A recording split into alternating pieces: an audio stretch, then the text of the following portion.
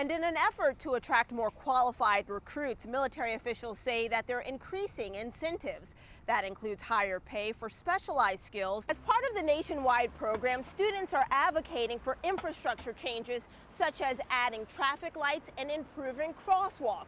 They're also pushing for more federal dollars. And this isn't the first time that Thomas Farr has come under fire. He was first nominated for the same judicial seat back in 2006.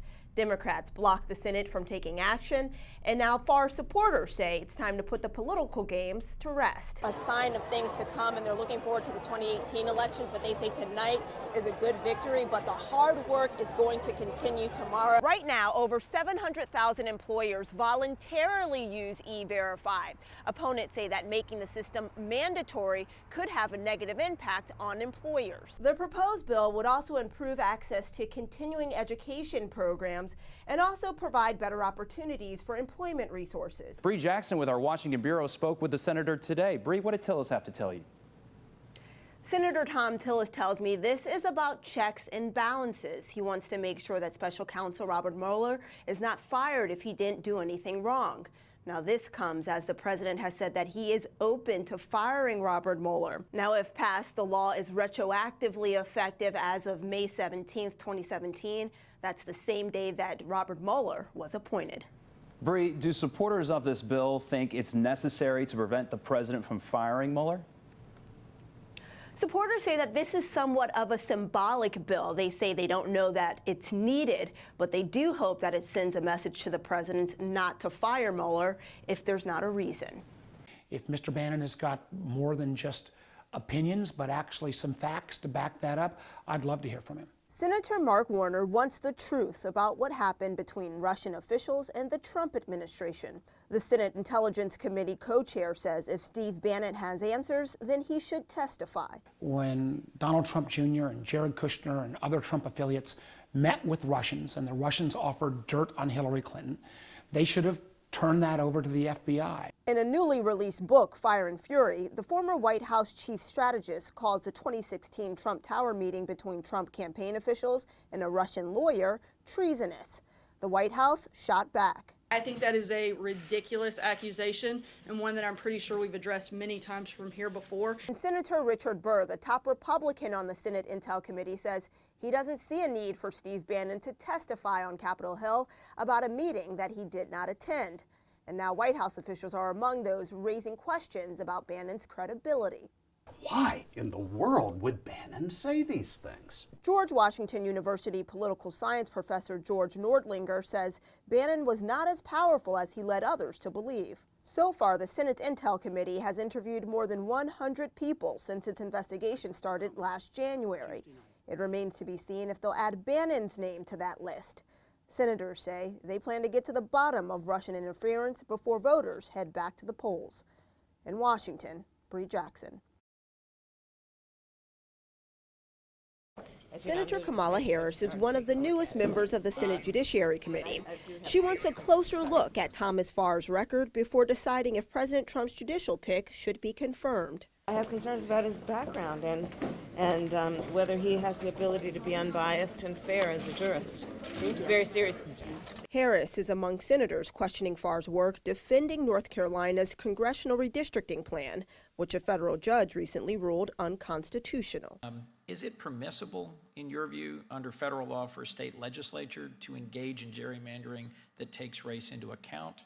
How would you suggest we move forward? Senator, I think that's an evolving area of the law that has taken different turns over the last 30 years. And Congressional Black Caucus members, along with civil rights groups, say they have concerns about possible ties between Thomas Farr and past efforts to suppress black voters.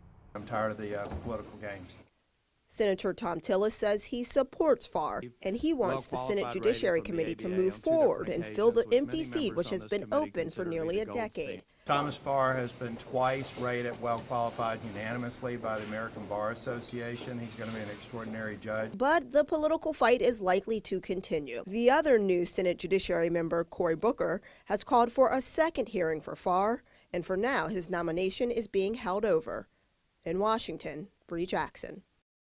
When President Donald Trump addresses the nation tonight, he'll make his case to the American people on issues like the economy and national security. And to make an appeal that to do infrastructure, we need to do it in a bipartisan way.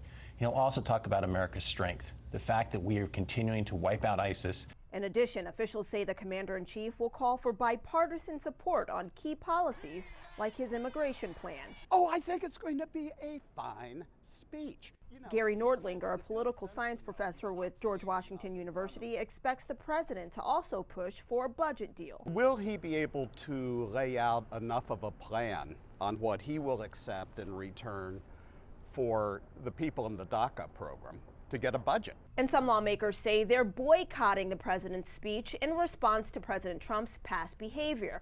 Now that includes negative remarks about minorities and African nations. Congressman Donald McEachin says he understands those concerns but intends to attend the speech. I stare a bully down. I'm from Virginia. We don't back down from racists. We don't back down from bullies. While it's been a divisive year in politics, White House officials say the president will send a message of unity as he looks to move the country forward.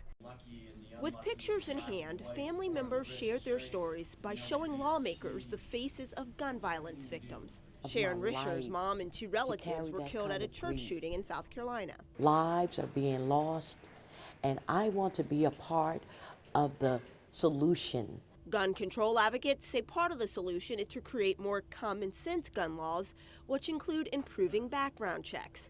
In addition, victims of gun violence say legislation like the Concealed Carry Reciprocity Act is a bad bill. They say allowing hidden weapons into communities puts lives in danger. You allow for criminals who get concealed weapons permits without having to go through a background check to bring those weapons into every single one of our states. It doesn't make our country safer. The Concealed Carry Reciprocity Act is the first gun bill to pass the House since mass shootings in Texas and Nevada. Opponents have safety concerns, while supporters say passing this bill through Congress would be a significant step. Our members have been asking for this for a number of years, and we have a White House where we have a pro-Second Amendment person in the White House. NRA spokesperson Catherine Mortensen says passing bills like the Concealed Carry Act will not increase crime. We have evidence that concealed carry permit holders are less likely to be involved in crime than even the average citizen. Mortensen and supporters say protecting the rights of gun owners is a top priority. But families here say protecting others from gun violence is theirs. It's now up to the Senate to decide if the proposed gun laws move forward. Members of Americans for Prosperity say the tax plan will help grow the economy. We do see a path forward. We're optimistic, and we think this is going to get done.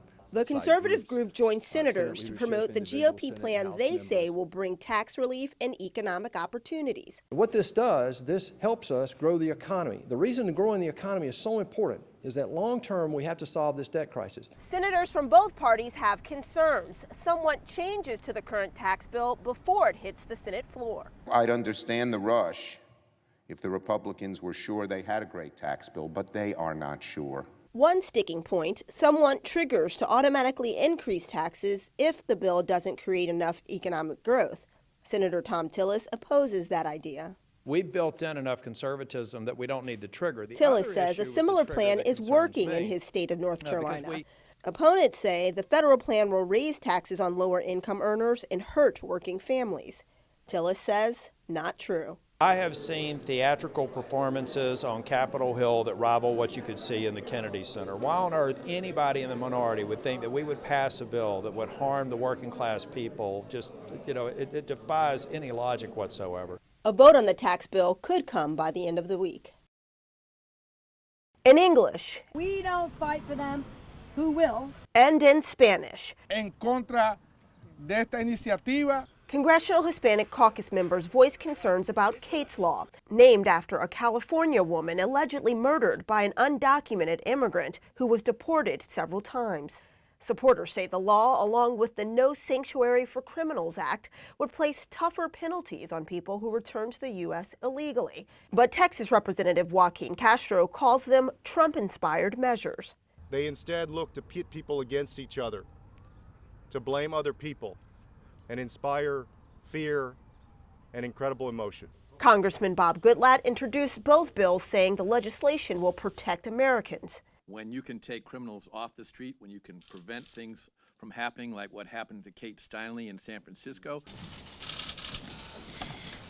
On Thursday, he held a joint news conference with Department of Homeland Security Secretary John Kelly.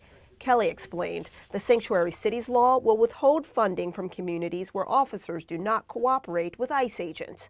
Failing to honor an ICE detainee means that these criminals are out on the street that much longer. Supporters say these bills are part of President Donald Trump's promise to crack down on illegal immigration. But others argue this would take money away from communities and hurt families. They want to penalize these poor mothers that are trying to reunite with their families. Because that's what most of the people that come back to this country are. When they get kicked out, it's because they get caught, they kicked out. They're trying to reunite with their families. Our armed services need more men and women to help protect our country. But military leaders face recruiting challenges, says a retired Brigadier General Stephen Cheney. It becomes increasingly harder when you've got a reduced pool of qualified applicants to come in, yet the quota that you have to get is higher. According to the nonprofit group Mission Readiness, more than 70% of young adults ages 17 to 24 are not eligible to serve. Officials worry a lack of qualified manpower could impact readiness if our troops are forced into conflict. Obesity, drug use, and crime among youth are threats to our national security that can be aided. And in an effort to attract more qualified recruits, military officials say that they're increasing incentives. That includes higher pay for specialized skills such as engineers as well as cybersecurity personnel. The military can't solve those. Senator Tim Kaine says the military can't solve the recruitment problem on its own. He believes Congress took a step forward by passing a bipartisan budget deal which increases military and non-military spending. Because if you're not spending on the non-military side money the right way on education or mental health or drug treatment, then you're going to find over in the military side that it's harder and harder to recruit people in. As appropriation talks continue, lawmakers and military officials say they're committed to keeping our military strong and ensuring the safety of the American people. I mean, there is a lot of anxiety out there. Will Fisher, a veteran with the nonprofit organization Vote Vets, says he knows the intense pressure service members face on the job, at home, and overseas. What I can't imagine are having those pressures, and then on top of that having the pressure of possibly being deported from the country I'm fighting for. That's what almost 900 men and women in uniform face each day. They're so-called dreamers brought to this country illegally as children and now serving in our armed forces. We respect and admire all of their work, but there is a political decision that has to be made. DoD spokesperson Dana White says the decision ultimately falls on Congress to decide what happens to dreamers who will soon lose protection under the Deferred Action for Childhood Arrivals, or DACA program. Secretary of Defense Jim Mattis says he believes they will not be deported, but Fisher fears there are no guarantees. What I do realize, though, is that Jim Mattis isn't the commander-in-chief. Donald Trump is. Senator Mike Rounds is among those who want service members to have a pathway to citizenship, but Rounds says there must be limits. They have certain rights under existing law to actually sponsor other family members. That's the chain migration that so many people have concerns with. Dreamers, along with Fisher and other service members, hope to see a bill passed before the March 5th deadline.